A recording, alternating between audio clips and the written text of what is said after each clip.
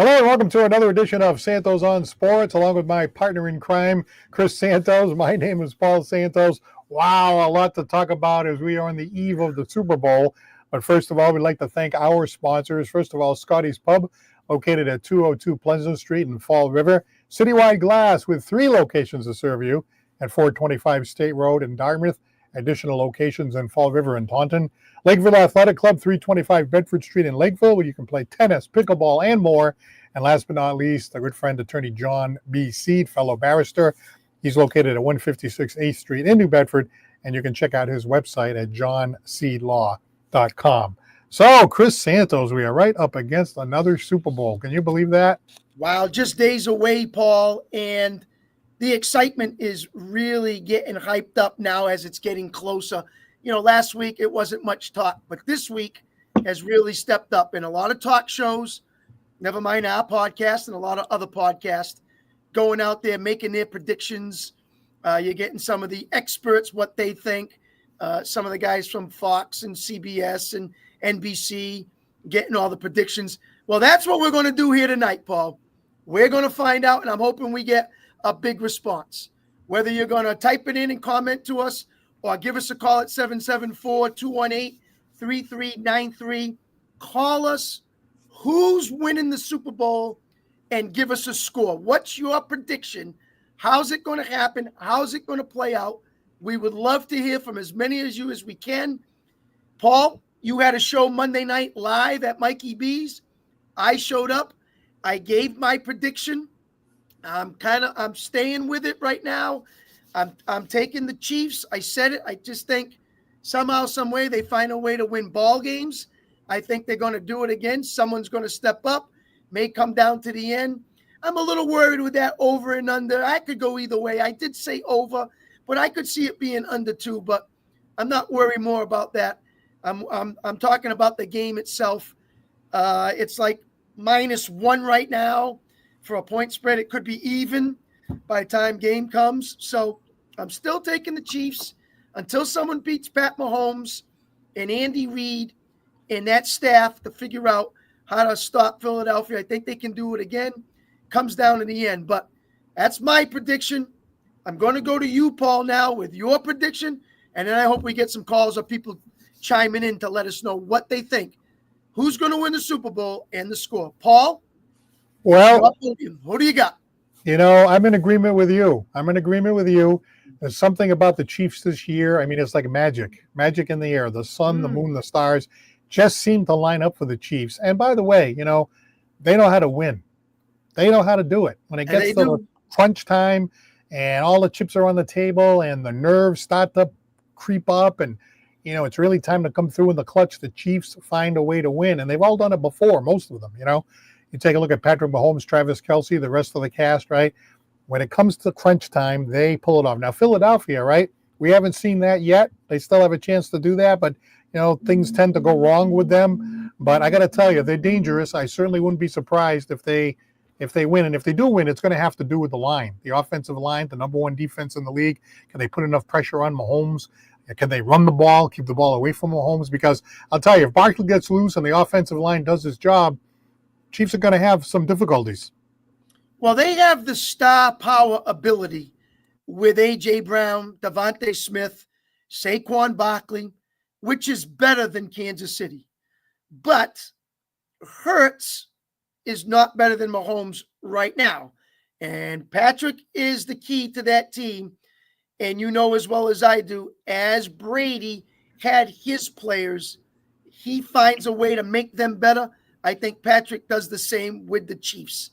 And that's how it is. And I know Kelce is one of the most outstanding tight ends there ever has been. But at the same time, when you look at guys like Kareem Hunt, Isaac Pacheco, you look at the wide receivers they have, it's not great names. But when you have Mahomes and how he distributes the ball and how they move it around and some of those plays that they move and run and mix it all up, Andy Reid does a nice job of really pinning it down. So they will have a game plan to try to stop Saquon Barkley. Now, can they do it? I think that's key because you can ground and pound with Philadelphia and you can keep Mahomes off the field. That will be important for Philadelphia. And as you said, can the offensive line be better than the defensive line of Kansas City? That's yet to be determined, but they'll have a game plan for Saquon. I don't think he'll be as explosive as people are predicting him to be. It's going to be a little bit more, but that's why they went out and got him and where they are right now. So it's going to be interesting. And the other thing is when Kansas City has the ball, right, they're going against the number one defense in the league, Philadelphia. Yeah. They're going to find a way. They're big up front, find a way to put pressure on Mahomes. But as you pointed out, Andy Reid will have a plan. In the last game, the few times where you see Mahomes under pressure, he gets away. He gets away. You can't tackle him. He goes across. He rolls out. Next thing you know, he's dumping the ball off underneath, and he gets enough to get the first down, and sometimes he runs for the first down too. So very, very tough to shut down. But, we got our first call coming in. All right. And it's coming in from the great state of Florida. So let's say good evening to Lori Ann. How are you? Hi, Paul. I'm doing fine. How are you? Hey, it's great to hear from you tonight. Thank you. Thank you. It's good to hear your voice too. I appreciate that, taking my call. Yeah. Well, I'm just going to add my 2 cents here. I'm not a football expert, but I do love football, and I do intend on watching the game. And I am rooting for Kansas City. I do think Mahomes is an excellent player, but I want to interject something a little bit different of why I'm rooting for Kansas City. And I don't think a lot of people know this. In 2012, that team was broken. They had only won like 2 games. They were facing an unimaginable, low point in their team efforts, and it was a very humbling experience for them. And they ended up turning to God. That brokenness brought them into total dependence on God, and they began praying a particular scripture in Chronicles in the Old Testament, in 1 Chronicles chapter 4, verse 10. And they committed the team to the Lord. Now, a lot of people don't know that. And shortly after, Clark hired Andy Reid. Okay, and God brought the Reeds to Kansas City, he felt, at the right time. And the Chiefs hadn't been to a Super Bowl in like 50 years. And then the closest they ever got was losing to the Bills in 1993, in the AFC Championship in 1993. Right. Okay. All right. So I know you're a very spiritual person. I am, that. But I'm very happy that they're governed by their spirituality as well. And I think if you had watched, I'm sure you did watch the AFC Championship game this year, and when they interviewed Mahomes, she had a series of questions that she was asking him on the field after the game, and in rapid succession. And he said, before I answer that, he said, I want to give all the honor and glory to God, because without him, none of this would have been possible. So you think that's what turned it around 10 years ago and got everybody together? I know, because I've had my own experience, how God turned around things in my life, and my own experience. I've had it happen myself. Miracles. I was healed of an incurable brain disorder. Oh. In fact, I was on vacation in New Bedford when it happened, when I was diagnosed. Goodness. Yes. All right. So you feel a connection with the Chiefs and Mahomes, and do you think you have a score? I mean, we're kind of horsing around scores over here. I have a feeling it's going to be a very, very nip and tuck tight type of thing. Remember in 2017 when Brady, they were losing by a lot of. They only had a few minutes in the game, and they made a 2-point touchdown. That's how they ended up winning in the last few seconds of the game, and everybody was screaming and hollering. Wow. I have a feeling it's going to be that kind of a game where you're going to be sitting on the edge of your seat. All right, very good. All right, well, that was a great call, Lorianne. I'm happy to hear from you. So you don't subscribe to this, if you're a Patriots fan and you love Tom Brady, you have to root against the Chiefs, because we got a lot of those around here. You have a lot of people against the Chiefs? Yeah, because they're looking at it like, oh, wait a minute, everybody considers Tom Brady to be the greatest quarterback of all time. So a lot of my Patriots brothers and sisters are getting nervous. They don't want, Mahomes to win too many more times. Oh, I see. Well, I don't look upon it that way, because if he achieves it, if he achieves it, and if he qualifies to do the best that he can do, that, and he breaks some records, then he deserves the accolades that go with that. That's how I look at it. All right. Well, thank you so much for the call. All the best and enjoy the game. Thank you. You too. God bless to you, Laurie. All right. Let's see who this is. Good evening. You're on Santos on Sports. So much for the call. All the best and enjoy the game. What's up, gentlemen? Hey, what's going on there? I hear a familiar voice at the other end of the phone here. I'm sorry. We had a couple of phones going at the same time. I had to shut one off. Turn your radio down. Yeah, I shut it off. So first of all, how are you? Very good, sir. How you doing? Yeah, good. So we got Chris has the Chiefs. I have the Chiefs, and Lorianne has the Chiefs. What say you? Well, I think I'm sitting next to my son right now, so Okay. I'm sure he's going to go the other way, but I'm hoping for those dirty birds to come away with a win. You can hope, but who do you actually think is going to win? Yeah. So I'm going to put you down. hopefully I have a hard time picking against the team that I'm rooting for, Yeah, that's exactly where I'm at. I just don't want Kansas City to win, but I probably think they're gonna. I don't know. I don't know if Saquon in the running game, although Kansas City defense is kind of subject to, giving up some points. But if it becomes an offensive, back and forth, I don't think that the Eagles can hang with them. All right. So you're predicting the Chiefs. Have I got that right? Yeah, I hope that I'm wrong. Right. That's the way I see it. All right, Chris, what do you think? Well, knowing Butch and Lucas, as much of a football fan as I am, those two will crack it down as much of the X's and O's as I do. And I think they know how good Patrick Mahomes can be and is, and what he will have to do to win this game. And I think he's the key factor, obviously, to maintain a three-peat, to get the job done, whether it's at the end of the game or make someone else better on his team. And I think that's what he will do down the stretch. And I think those guys would agree with me.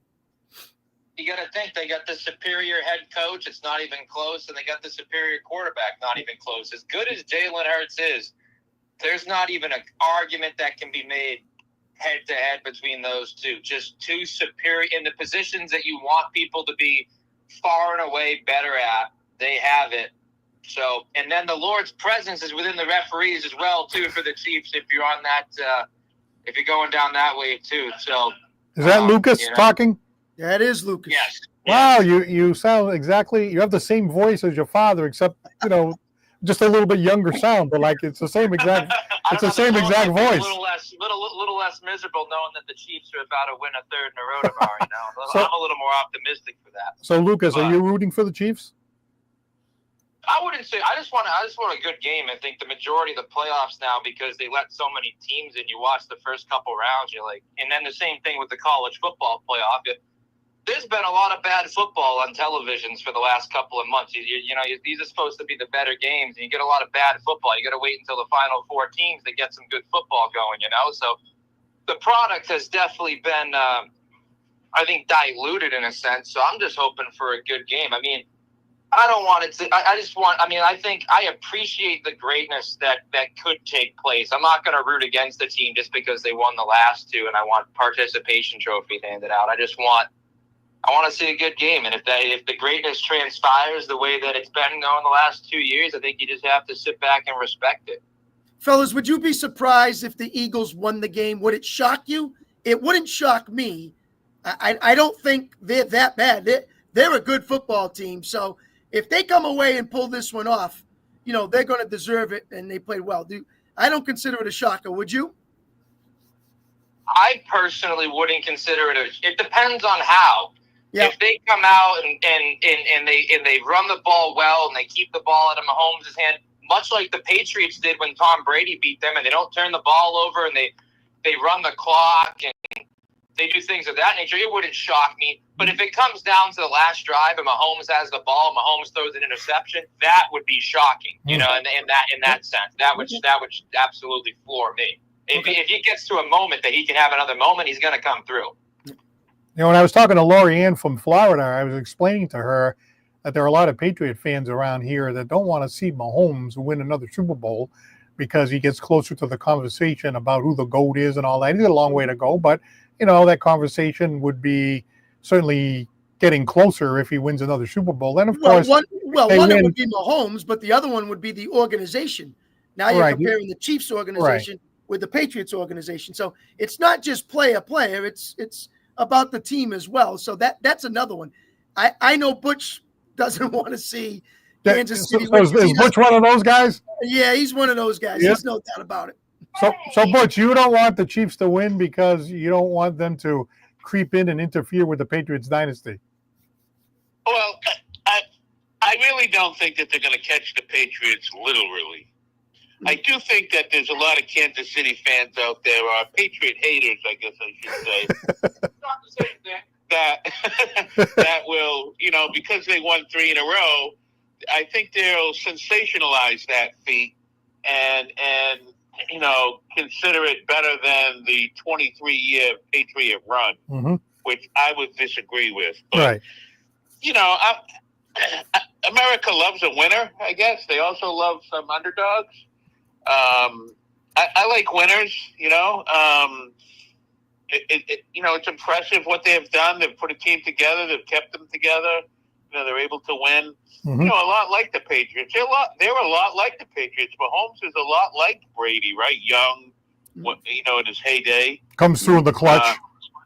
Yeah, but you know, but I think where the Patriots have already proven is longevity, and until such time that, you know, we have 20 years of it, you know, I don't want to hear that they're better or the GOAT. No, I don't even, you know, I don't really entertain it. Even if they do this one, they're not even halfway there. They're not even halfway where the Patriots were. It's absurd. And then Brady's a whole different conversation. So it's crazy. Yeah, but, you know, I don't even think Mahomes is what is he, like 28 years old or something? So you can't evaluate a career until he gets to, like, you know, he's in his 40s or something, you know? Yeah. So we got a long way to go. Fellas, let me intervene here. I'll leave you with this one before we go to another caller. High scoring or low scoring? Lucas, I'll go with you first. I'm going low scoring. Chiefs win. Wow. Low scoring. Okay, Butch. No, I'm going high scoring. Kansas City. I mean, okay. High scoring, like under over. I'll take the under because I think the Chiefs are going to try to run the football and control the clock, but they're not going to be able to execute inside the 20. You mean Philly? Okay. Yeah, Philly. Yeah. Yep. I just don't. I mean, that's the recipe for Philadelphia to win is to have ball control, right? And I just don't know. I don't think they have it in them. Maybe. I hope they do. But I'm thinking high scoring on the Kansas City side, Chris. That's just me. All right. Well, thank you very much, gentlemen. We appreciate it. Enjoy the game. Hey, have a good time down there, boys, and enjoy the Super Bowl. All right. 774-218-3393. Give us a call here. Wow, it's a runaway for the Chiefs so far. A lot of people. Yeah, right now. And so let's look at the comments here. So Leslie says whoever has the most points. Well, okay, Leslie, we understand that. Tim Sullivan, we the people already won Super Bowl when the Patriots beat the Steelers back in November. Okay. Lisa says, hi, fellas. Hi, Lisa. Nothing better for the NFL than a Chiefs win to make history. I think KC wins, but I hope Philly does. And then Laurie Ann, obviously, I want to see the Chiefs make history. Go Chiefs. So, yeah, Paul, a lot of people rooting for Philly, but thinking they can't and KC will get the win. All right, let's go to Ben from Dartmouth. Good evening. Good evening, Paul and Chris. How are you guys doing today? Good. How are you? Good, Ben. How are you? I am doing well. I can't believe we are towards the end of the football season, the NFL season. Right now, it's just Yeah, it's crazy. And then tonight it's the NFL honors. We'll find out who the MVP will be. Or it's going to be Lamar or Josh Allen. But again, I feel like this game might go down to the trenches. I think it's going to be a high-scoring matchup here and throughout. I think Kansas City's going to have a hard time stopping the run. They're known for their running defense, but I feel like when you have guys like Saquon Barkley, and if Jalen Hurts is healthy, which Jalen Hurts shows up on Sunday, that will prove whether or not they'll win the game, which Jalen Hurts shows up on Sunday. So, I mean, honestly, I want the Eagles to win because I'm sick of the Chiefs winning. And, they're trying to take our dynasty. First off, Mahomes is not better than Brady. Second off, Kelsey is not better than Gronk. Oh, all right. Third off, Andy Reid is not better than Bill Belichick. So, oh man, this guy's really going deep to defend that dynasty, Chris. Well, listen. I personally, I can understand where he's coming from, but I also wait until the end of their careers, and then Right. I'll say, okay, I'll match Mahomes with Brady. Let it finish out. Let Reid finish out. Let Kelsey finish out. Let it all transpire. And then if that debate comes up, then you can talk then, right? I can't do it now because I don't know, what's left in the careers of these three men. But they're just as good. It's an attraction that people are sitting and have a chance to make this comparison. But I also understand where Ben's coming from. And he's behind his team, Paul, just as much as you are. He's behind Brady. He's behind Bill. He's behind the Gronk. I get it. I understand it. And what they did during those 20 years. So let it all pan out, and we'll see what happens with KC. And this could be just another sign, if they can win this game on Sunday, how good Kansas City is right now. You look at Andy Reid without Mahomes, and then you look at Belichick without Brady, and Andy Reid did a heck of a lot better without the quarterback. So I don't know. That's just throwing that out there. And by the way, Travis Kelce's numbers are now equal to or have surpassed Gronk. So what do you think about that, Ben? Well, I think technically, if you ask me, though, Gronkowski is more of a wide receiver than he is a tight end. Sometimes he doesn't play his position usually. I think you look at Gronk and you look at him, like he would throw dudes down to the ground. He was like the sixth lineman for the Patriots. He would throw dudes like Ray Lewis down to the ground. He would find a way to be manage to find a way to be wide open for Brady. Like Brady would throw a deep ball, and somehow Gronkowski was wide open because he would be like trucking dudes off the ground. So that's what makes Gronk special, though. Yeah. All right. So you're standing there in defense of the Patriot dynasty, rooting against the Chiefs. He's going with the Eagles, Paul. All right. So you're going with the Eagles. All right. Very good, Ben. Thank you very much. All right, see you tomorrow night. Can't wait to call it. Oh, yeah, we got another girls basketball game tomorrow night on Dartmouth Community Media. Okay, enjoy the game and enjoy the Super Bowl. Ryan's in Rochester. Hello. Hey, guys, how's it going? Good, how are you? Hey, Ryan. Doing good. See, the lines are busy tonight. Yeah, well, I'm really interested to hear what you have to say because you always have an interesting call, and sometimes you go in a different direction than I think. So I want to get the feeling of what you're thinking about all this. He's going to go right with us, Paul. He is? Yep. I believe so. Chris and I were talking about it during the variety show on Monday. Yeah. I think it's going to end up being Kansas City. I think it's going to be nip and tuck. But here's my kind of bold prediction.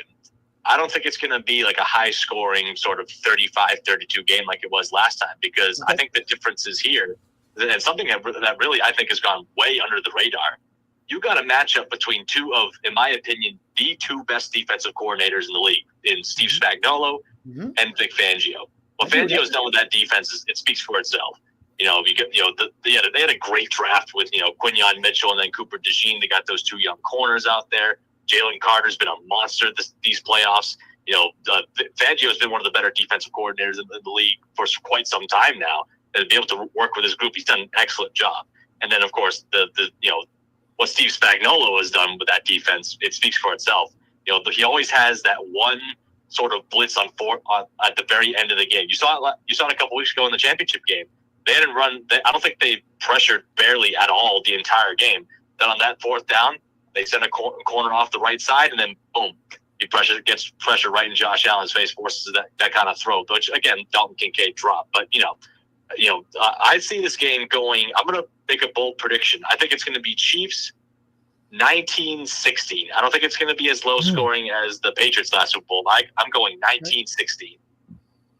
I'm going to give you one, Ryan, right here. The only team in the playoffs without a 1,000-yard rusher and a 1,000-yard receiver during the NFL season. Who's that? I gotta say, probably Kansas City. It's the Kansas City Chiefs. Doesn't that tell you that's a feather in the cap for Patrick Mahomes? When you don't even have a 1,000-yard rusher and a 1,000-yard receiver, I think it's you spread the ball out as much as you can. You keep games close, as you said, good, defensive coordinator, and yet you rely on your quarterback to do what they need to do. I think it's a special thing because you're not going to see that too often. That's for sure. Well, it's like Brady when he used to spread the ball around. If they're double teaming the best player, he gives it to the open player. Yeah. And you never knew who was going to step up. So maybe that is a testament to Kansas City that, they're not relying on a couple of people. They're relying on a lot of different people to just do their job, like Belichick used to say. No, agree. Yeah, and knowing that, that's how Andy Reid trusts, how much trust he has in Patrick Mahomes. Go ahead, Ryan. Oh, 1,000%. I agree with that. It seemed like, at the very beginning of the year that Rashee Rice was going to be the best receiver. Not only the best receiver on that team, but he was going off. He looked like he was going to be one of the better receivers in the league. Yeah. Then he rips up his knee over, I think it was like week 2 or week 3, give or take. Yep. He goes down. Then, Pacheco has that leg injury. He goes down. Yep. Kareem Hunt kind of just steps in, doesn't get a whole bunch of yards, but he gets in the end zone. And it's not like even like the flashy version of Mahomes that we saw in those early years when he had Tyreek Hill, but he's making the plays that he needs to, and then the stuff that he's done with his legs, that speaks for itself. He finds a wide open lane on either side, he just boom takes it. So yeah, I think it's a testament to the way they've kind of spread the ball around, and just his feel for those gotta have it moments. How about that former Patriot that's there? Boy. Yeah, he's looking a little better over there than he was with us. But no, it's true that I got to tell you, you're watching Mahomes. I'm kind of rooting for him because I got to like his play, right? Like he has the ability to make a smart decision while he's moving, right? While he's in motion, and on top of that, drop the ball in there, like pinpoint it. Right, all three of those at the same time. Aren't there many players that can do that? So I enjoy watching the fact that he's able to pull all those things together, with that kind of talent, decision making, smarts, making the right play, getting the ball to the right spot, and being able to pinpoint it right in there. And as a result, he's really making the whole team around him better.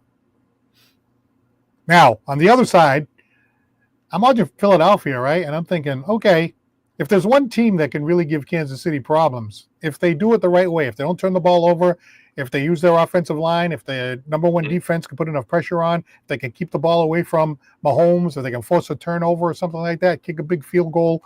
I wouldn't be surprised. Chris and I talked about it before. We're both picking the Chiefs, but neither one of us would be surprised if Philadelphia finds a way to win it. No, I don't think – I wouldn't be surprised. Well, I shouldn't say this. I wouldn't be shocked out of my mind, mind blown that would happen. I would still be a little surprised, just because I feel like they always the Chiefs always find a way to kind of keep it close and then squeak it out in those moments. So I personally would be surprised. I wouldn't be shocked. I just feel like everything would have to go everything would have to go right, because it felt like again, going back to a couple of years ago, the Eagles kind of had that game in hand. Then Jalen Hurts fumbles it and it gets taken back for a touchdown. That's really kind of turned everything around. So I'm of the mentality that first of all, they got to keep it clean, and then Saquon Barkley's got this is, and like you mentioned, the Eagles' offensive line. This is going to be a big game for them, because this is going to be one of the better fronts they've faced the entire postseason. with with Chris Jones and George Karlaftis up there, they're gonna have the game of their lives if Saquon's gonna go off for 100+ yards again, because they're gonna key in on that. So are you rooting against the Chiefs like a lot of my fellow Patriot brothers and sisters? Admittedly, I do. And yes, I'm a little protective of the dynasty. Right. And as much as I like Mahomes as an overall player, I do think there are some portions of it, like for example, like back in Houston when he kind of flopped on the sideline trying to get that call. I wasn't too appreciative of that. Some of the antics by Travis Kelce, getting in a guy's face, and it ends up being the guy he's getting in the face of that ends up getting the call. But that's been going on for years. It's always the guy who retaliates who gets the call. So it's just the way it goes. But and plus, I want the better roster to win one of these, because what I want is for, again, I don't think it'll happen either way. But what I would love is for a well-built team to win it, to maybe kind of spark some thoughts within the Patriots, where it's like, okay, we're in different universes roster-wise. Like, we don't even have a number one receiver. We don't have a left tackle, let alone a complete roster like, say, the Philadelphia Eagles or the San Francisco 49ers when they get to Super Bowls, or one of these other teams. And now you got the quarterback in place and you got him on a rookie contract. I want to see not apples to apples roster, but something comparable. All right. Well, it should be interesting, and I'm glad some of my Patriot brothers and sisters are at least admitting why they're rooting against the Chiefs, right? They just want to protect this dynasty. And it's nice to have a dynasty to protect. You know what I'm saying? Like, it's good that we're in that situation. But anyway, Chris had a dynasty a long time ago. I don't know, were you in third grade or something like that? No, I was in the 90s. Right before you came on. All right, wasn't that long ago? I was in the 90s, and then yours in the 2000s. I get it. Yeah. No, that's all right. We had some in the 70s too. When you were still sleeping, and I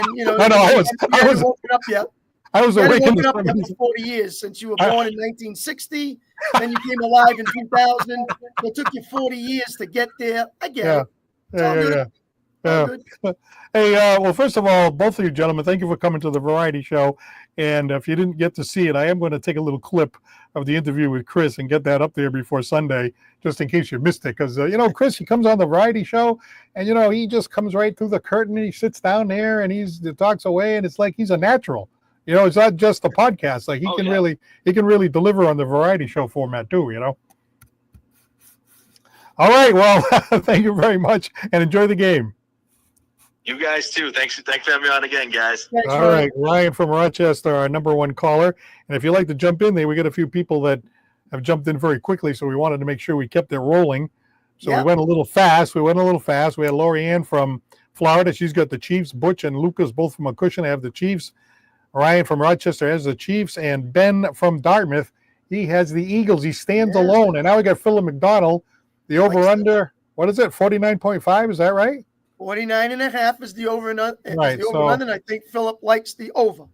Mm-hmm. Yeah, me too. I was actually predicting 31-28, but that might be a little generous because I think Philadelphia's style of play may keep the score down, as one of the callers indicated. I don't know. What do you think about that? Because if you have one of those teams that really likes to grind it out with the line and kind of slow things down, that kind of thing, the way Hurts plays, you go for it on fourth down, tush push and all that. Like that takes time off the clock.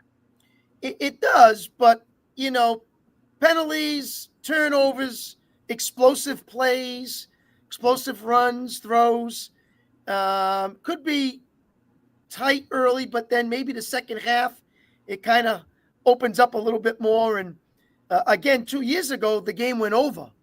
And so people thinking, well, it went over then. It's got to go over again. Or, well, wait a minute, we'll reverse it. We'll go under this time. It's just so tough to tell. But I think it could go either way. That's why I'm just kind of staying away from it more than the game itself. But Philip likes the over. And Lisa Carrito, she is on the comment line, and she says nothing better for the NFL than the Chiefs win, as you mentioned before, to make history. But she thinks Kansas City is going to win, but she is hoping for Philadelphia. So I think another one. People like that. Yeah, they think Kansas City is going to win, but they're rooting for Philadelphia. So another person in that camp tonight here on Santos on Sports. So if you'd like to get in, 774-218-3393. Philip, I don't know if you're still on, but I see that you're mentioning the over-under. I don't know if you had a prediction. You had a team that you thought was going to win or who you might be rooting for, if it's the same team that you're rooting for that you think is going to win. What about all this controversy, Chris? I'd like to get your thought on this. You've been a player, coach, and everything else for a long time. Do you think that Kansas City has been getting the calls? Do you think that, for some reason the officials, I don't know, they like Kansas City, that, the good teams tend to get the calls? I mean, what's happening there? Because there's a couple of times where I thought the call went their way. I mean, I didn't think it was really game deciding or anything.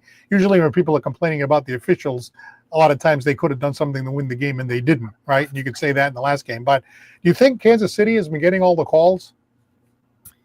Good things happen to good teams. Good fortune goes good fortune with teams who are winning. Listen, I remember the Cowboys getting their calls. I remember the Patriots getting their calls. Kansas City's doing the same thing. Again, I'm not sitting there and saying the refs are just sitting there saying, we want it to go to Kansas City. Sometimes they make their own greatness and they find a way to have things go for them. Now, they've had some field goals missed. They've had some, calls go their way, different things like that. But I think it's more of how they've created it more than it's just been given to them. So tough to say. People are going to deny it and say, oh, geez, the Chiefs are getting all the calls. It's hard, Paul. It's tough to look at it that way. But I can understand where people are coming from. But just I remember it happening when it was a certain group for 20 years. And there was some times there you get a little touch on the arm and there's a roughing the passer. Just little things like that. So it's happened in the past. It's going to continue to happen. I think more than anything else, Philadelphia cannot turn the ball over in this game. They have to eliminate turnovers. That's what makes the Chiefs tough, because they find a way to make that happen. And then obviously Mahomes goes right in there and does the job and turns that turnover into points. So they have to eliminate that. They got to get away from turning the ball over. So it should be quite interesting to see how that part of the game goes. The flags, we'll see. We'll just wait to see how the game plays out. Well, I can remember one of the playoffs games between the Chiefs and the Patriots, and it looked like the Patriots were going to lose the game, and the Patriots got a call. Kansas City had a defensive player in the neutral zone. I never remember that, and they looked at the replay, and it was like the Kansas City player's nose was like in the neutral zone, Yeah. And I was thinking, oh my God, what a call. And then we ended up winning the game. And I was thinking, wow, if that was the other way around, I would have been pissed. I would have been, what the heck is this? So it does feel like when you're winning and everything is kind of going your way and it comes down to that close call, it does tend to feel like the calls tend to go your way. But I think a lot of it has to do with you're not focusing on the other opportunities that the losing team had to win the game. And you end up focusing on that one play where there was an official's call. Yeah, it's very difficult, and every game's different. And so I'm hoping it's not that, and, it plays out a good scenario. But, the yellow handkerchief always seems to find its way onto the field at crunch time. So I know Lisa's coming out and asking us, Paul, if you got any prop bets that you like. She said she did a few, and the anytime touchdown players are her favorites. One prop I like is I think Mahomes or Hurts, one of them will score a touchdown. I think a quarterback will get a tush push in for a touchdown, either Mahomes or Hurts. So, Hurts was leading quarterback this year in rushing touchdowns. I think he finds another way to get in the end zone in this game as well. So I think a quarterback will definitely score in this game. All right. If you'd like to get in on the discussion, please type something in the comment section, or you can give us a call and say hello at 774-218-3393. We don't bite. Give us a call. Jump right in there on the conversation. You make an interesting point there, the tush push and Kansas City, the way they go for the fourth down plays, or if there's a close play in the red zone. What a difference in styles, right? It's like Philadelphia's got the 4th and 1. And it's going to be the tush push, and that there's almost no way you're going to stop it, right? And then Kansas City, it's 4th and 1, and I'm like, you see, Mahomes is in the shotgun. And I'm thinking, oh my God, what's he going to do here? He ends up rolling out, and he either gets it himself, or at the last second he dumps it off, and somehow they get the first down in that fashion. Totally different styles in how they accomplish that. Yeah, and that's how Andy Reid coaches his team, and that's how Nick Sirianni coaches his team. So you look at that philosophy, and maybe teams come up with a game plan. And I remember a game plan that happened last week, Paul, when the Buffalo Bills always ran off left tackle and Kansas City jumped over and stopped a couple of times. Of course, one was very controversy, but they did stop them earlier than that. So, they see some things that happen quite frequently and they go, "Ooh, that's going to happen again, huh? Okay. Well, let's see how you do something else." So I'll be interested to see if the defensive coordinators find out about the other team and figure out how to slow them down or stop them on a play. It should be a great game. I mean, just the contrast in the styles. Yeah. I remember a few weeks back, you had predicted how you thought Philadelphia was dangerous. People were looking at some of these other teams, and you were like, "Hey, watch out for Philadelphia. They're tough." They've gotten better in the last 2 years with the player personnel. That's where I think it's been good. They boasted up their offensive line. They've boasted up their defense. And then obviously from 2 years ago to this year, they got Saquon Barkley. They had Smith. They had Brown. They had their tight ends. They had all that. But I think their line shaped up in the offense. Their line shaped up in the defense. And they got Barkley. They only had Gainwell, I believe, and maybe Sanders was the other running back. But now they got Barkley. So they've improved from the last 2 years when they took on Kansas City. Is it enough? That's the key. Can they execute enough? That's the key. Speaking of improving, right, how about Jalen Hurts? He's battled back with some injuries, and he's the kind of player, right, that he uses his physical stature, his strength, his power, the running game, the way he does the tush push, or he can put his shoulder down and get that first down and all that. Totally different than Mahomes. But you have to credit the fact that he's improved his passing game. I mean, I've seen him drop some balls in there on a dime that maybe a few years ago that wasn't the best part of his game. So he's improved there, I think. He has, but that Super Bowl, he had a good game. He had good numbers. Ryan admitted about that fumble that he, ended up happening. But prior to that, he had some good numbers in that Super Bowl, and he was spreading it out. Smith had a lot of catches and yards. So did Brown. But their running game was not so good. In fact, he led, I believe, the Russian attack that day, which means to tell me that they were giving the passing yards and just stopping the run. I don't know if they can do that with Barkley. So the key for him is how much do you give to Barkley? How much can you get to Brown? How much can you get to Smith? And he's going to have to be that kind of guy to really develop that offense to keep Kansas City off the field, maybe some long sustained drives, and get everybody involved and keep everybody happy. All right, so do you have a score, an exact score? Well, at first I thought it was going to be a little higher. Now I'm starting to look at it the opposite way and a little bit lower. So I'm thinking like maybe 21-17, something to that. I don't know. When I was on your show the other day, I thought it might go over. But I just think, both teams have some time to think about this one and improve maybe defensively and figure each other out. So I think it's going to be a little bit more tighter than normal. So I'm thinking it's going to go back down a little bit more. So maybe like that 24-21, so, one of those kind of games. I just don't think it's going to be a shootout. I can't see that happening. Right. I think it was Ryan that said 19-16. Was it not? Yeah, he did. Yes, he did. So you're not quite as low as him, but you're still on the low side. Yeah, I'm not. Sometimes I get into that, if the line's 49, I get kind of close to that, or 7 points different because it's just a touchdown to make 49, things like that. So I kind of look at the scores in that direction more than anything else. But again, I'm not too focused on that over and under. I'm more concerned about the game itself. But, over and unders, I'm sure a lot of money is going to be spent on that just as much as the game itself. It's just another way to keep it going. All right. How about this here? The Super Bowl snacks. I'm sure it's going to be a big day over at the Chris Santos man cave. And, is it going to be the typical beer, wings, shrimp, nachos, all that kind of stuff? I mean, I think there's going to be a good spread over there.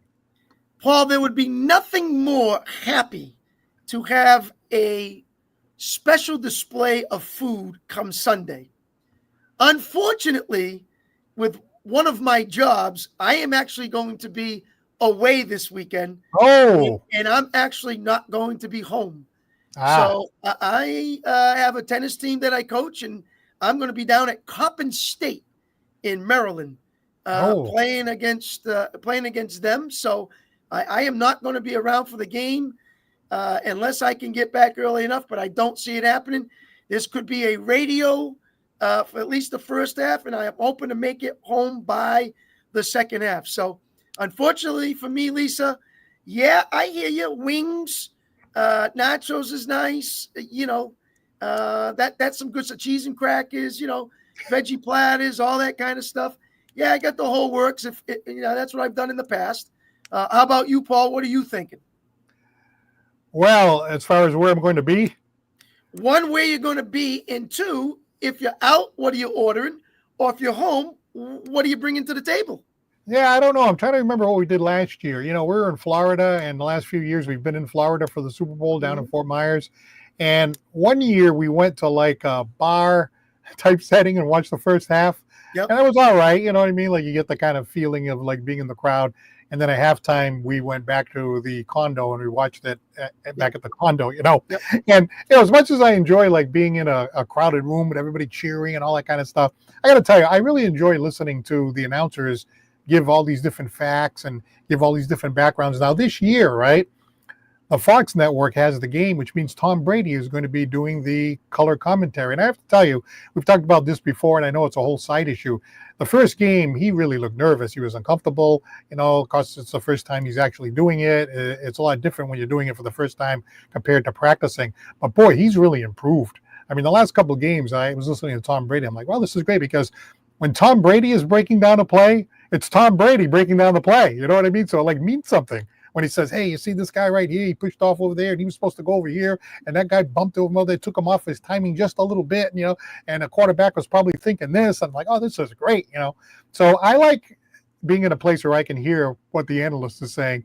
And this year, because it's Tom Brady giving his opinion of Patrick Mahomes in real time, given this whole thing about, is Mahomes right up there with Brady and all that, I think it's going to be great. I think Tom Brady's going to be real terrific to listen to. So I plan on being in the condo, probably, I don't know, getting some pizza or something like that. Pizza always feels like a good, food for a football game. No, I can agree with that. And, the first thing, I guess the comment to me is what you're saying, I can agree. And I thought the same when Tony Romo came on at the beginning and said, okay, great X and O's guys, knows what play's coming up, what he thinks can be called, how the play developed, how it went, same thing. Now, how Brady presents it and how he executes it with some mannerisms and how he does it, that will distinguish how great it will be. Now, I heard some people say, wow, Romo knows his crap. And I've also heard Romo talks too much. So, it's up and down, and it's the same probably way that's going to happen with Brady. Is it going to be he's telling us way too much and we're kind of mind-boggling, or is it just enough he has it just right, or the mannerisms, he's too blah, it's not hyped up enough? Everybody's going to have a comment on something, Paul. But to break it down and to know what's coming up and how hard maybe that play was to execute, or what he thinks is going to happen on 3rd and 10, you got to love that. How can you not love I love it. that? And Romo did the same thing. And to listen to those guys, and it actually happens, is even better, or comes close to it. You're like, damn, that's impressive. So, I hope it works all out for him, and he does a good job in his first Super Bowl. Well, Lisa likes Tony Romo, and I agree with her. I do too. I know he doesn't speak in the conventional way. He's kind of like finicky. It's almost like you're shooting a breeze with a guy in your living room kind of thing. He's not the smoothest, but he talks in sort of like a conversational way, and he gets excited, and he's excited about the game. And so I like him. Now, Tom Brady is doing it differently in terms of his presentation, but exactly what you're talking about. Yeah, but he's improved a lot, and he really gives some great information. But you're absolutely right. I think there was a play, just to give an example, he points at like the tight end one-on-one with somebody or the wide receiver, even before the play starts, he puts a little circle that says, hey, if I'm the quarterback, I'm looking at this spot right here. This might be the weak spot right here, one-on-one right here, and then they throws to the guy. You know what I mean? It's like, wow, that's just awesome. I love that. Yeah. And it's funny because when you're in the booth, that's easy to pick up. When you're on the field with 75,000 people screaming and you're coming out of the huddle and all that, you got to look left and right. You got people everywhere to find that matchup. You just got to be calm, cool, and collective. And that's what made one of the things Tom great. And the same thing is what we see from Patrick when he sees that play or ad libs and does something different. So, yeah, it's great to see. And I'm sure he's going to do a great job and predict some of those things that are going to happen. And they will. So you're going to be driving on the highway, listening to the NFL Network? Is that how it's going to be? Yeah, pretty much. Coming back home, I'm going to find my channel and see what I can do. Don't speed now. Don't speed. You get back when you get back. You know what I mean? Just take it easy on the road. That's true. But, I like to get back hopefully for the second half. It depends on the weather. It depends on how, when we leave there and all that. So we'll just see what happens. All right, so Phil says he tried to call 3 times. Well, that's because our lines were all lit up. But we still have a couple of minutes if you want to try it now. 774-218-3393. So call up, Phil. Love to have you. So let me see. Who's he predicting here? All right. To be the champ, you got to beat the champ when a dynasty is in place.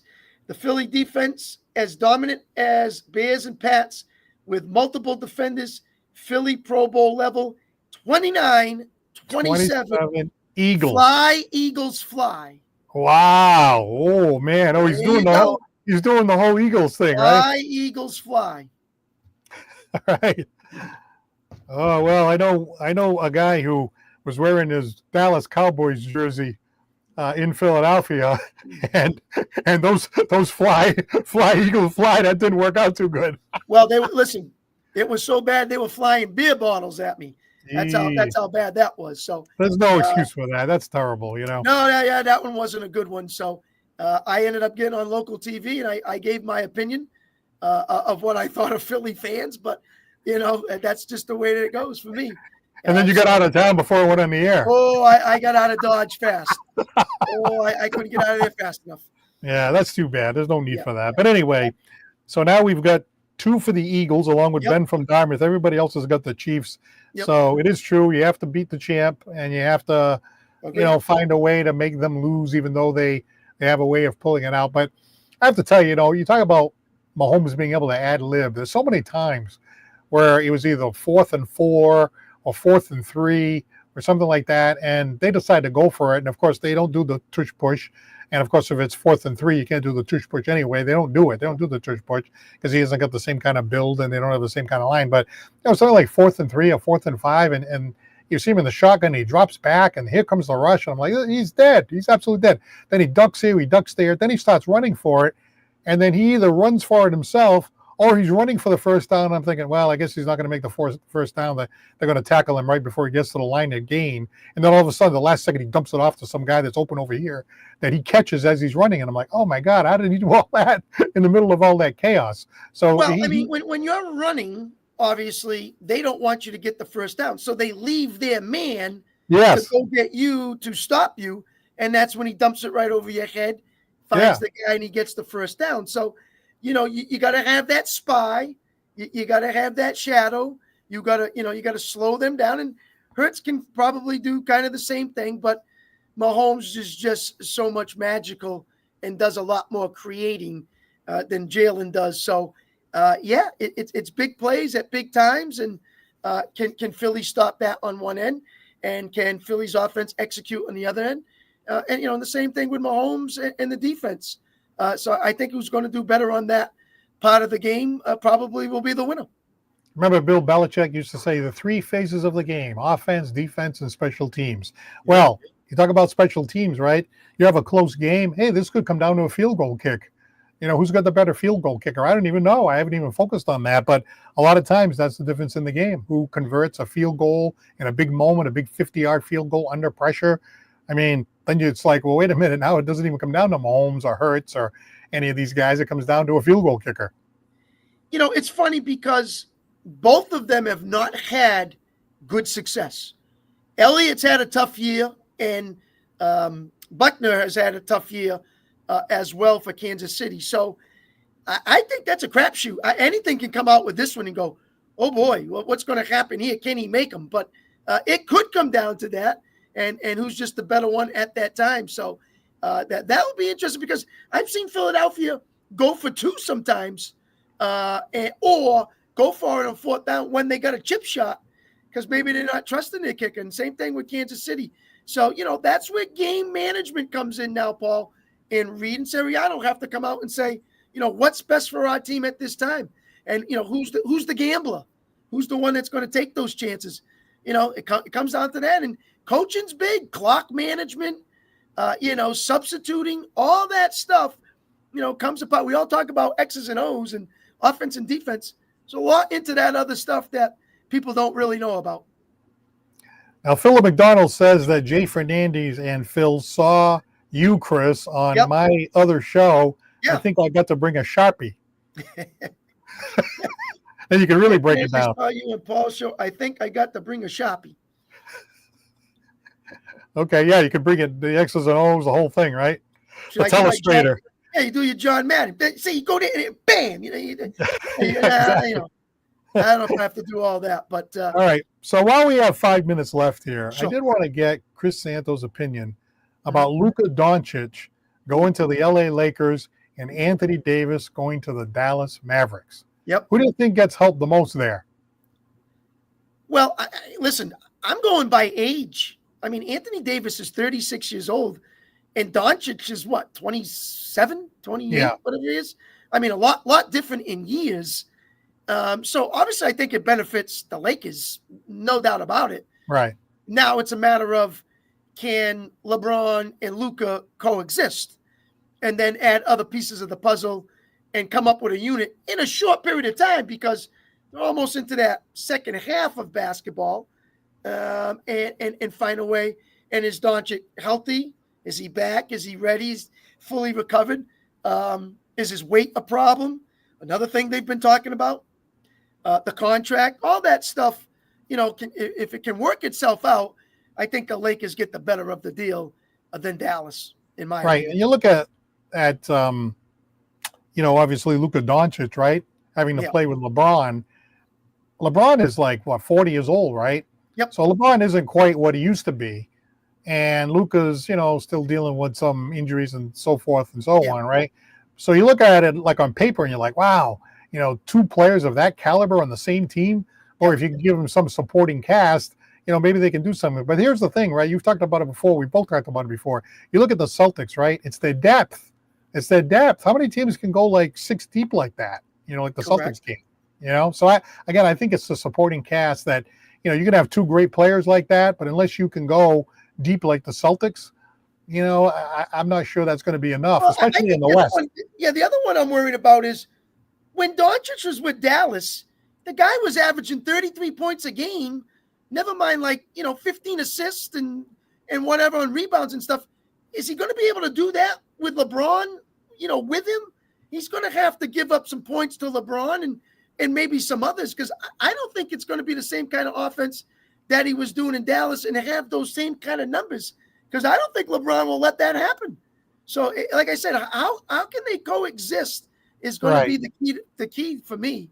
Well, Doncic claims superstars, but you got to coexist. Yeah, Doncic claims that he wants to win the championship. So if he can put aside the statistics, I remember when Paul Pierce was with the Celtics, and then those other 2 guys came in. He had to kind of readjust what he was doing, but he got the ring, which is what he wanted. Nobody remembers what the statistics were.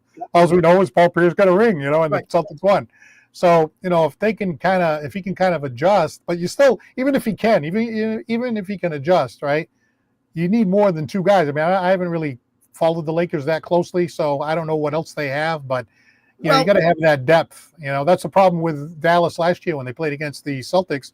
Dallas didn't have the same kind of supporting cast that the Celtics had. No, they didn't. The Lakers are in 5th place right now out there in the West. So it's not like they were having a bad year, and Davis played pretty well. So now they needed a big man. Well, they went out to Charlotte, made a trade with Charlotte, got Mark Williams, who's going to now be their center. So now they have a big man that they wanted to. And as you said, they're going to have to find something on the bench to help them out to get a starting 5 or 6, 7, and 8 role players to come through and say, okay, we got to, give some rest, at least to LeBron, some rest to Doncic when they need it. And hopefully they can all get together and on the same page. And a coach can figure out how to do that, as well as what the Celtics have done and some of these other teams. Now, even Anthony Davis, now he's got Kyrie. So that Kyrie's going to like that because now he doesn't have to worry about Luka. It's I'm the man, I'm Kyrie. So he's going to be happy with that. Now he's going to share with Davis and see how them two work together. It works for both teams, but I just think the age factor really favors the Lakers, and Doncic is just a little bit better player than Anthony Davis. And now Jimmy Buckets is now with Golden State. That's an interesting one too. Yeah, and what's interesting with that one was Golden State wanted to bring Durant back, and they were going to let Phoenix take Butler. And then that doesn't work out, and so now Butler goes to Golden State. Well, no offense, that was their second choice. It wasn't even their first choice. So yeah. How do you sit back and say, oh, Golden State really wanted me? Well, no, they wanted Durant first, but they ended up getting him. They gave him the money he wanted, and he's there for 2 years at least. So we'll see what how he goes with Green and Curry and get them to be a big 3, as teams have been doing, and see if they can get back into the playoff hunt, because Golden State's been faltering. All right. Well, I'd like to take this opportunity to thank those who contributed to our show today. Let's see. We only had 2 of our callers and people who typed in the comment line going with the Eagles. Yep. And that is Phil from New Bedford and Ben from Dartmouth. Okay. Everyone else, yours truly, Paul and Chris, yep. My co-host, both of us had the Chiefs. Lori Ann from Florida, Chiefs. Butch from Acushnet, Chiefs. Lucas from Acushnet, Chiefs. Ryan from Rochester, Chiefs. Lisa Corrido, Chiefs. I will say this, though, the people who picked the Chiefs, like Ryan from Rochester, he doesn't want the Chiefs to win. He's just picking them, but he doesn't want them to win. And let's see, who else? Lucas from Acushnet, I don't know. He didn't seem to – no, it was Ben from Dartmouth. Ben from Dartmouth picked the Eagles, but he doesn't want the Chiefs to win. He's picking the Eagles. He doesn't want the Chiefs to win either. So there's very few people around here that want the Chiefs to win. Yeah, and listen, I'm not going against Laurie Ann. She's got the Lord behind the ball. Yeah, I know, huh? Hey, I'm not going against that one there. So she's got God on her side. She says the Chiefs have God on their side, and they're going out there and they're going to three-peat. So let's hope for a great competitive Super Bowl, Paul, and watch it from your condo. And I hope to be back and watch it down here in the cave. So looking for an enjoyable Sunday.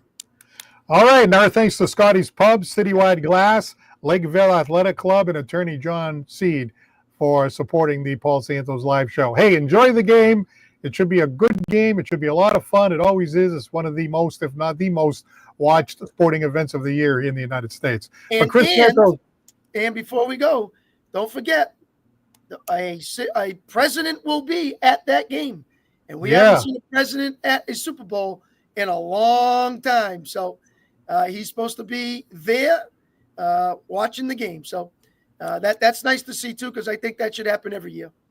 Well, the security that they would have to put together, I can only begin to imagine. Yep. Between protecting the president and Taylor Swift and everybody else is going to be there.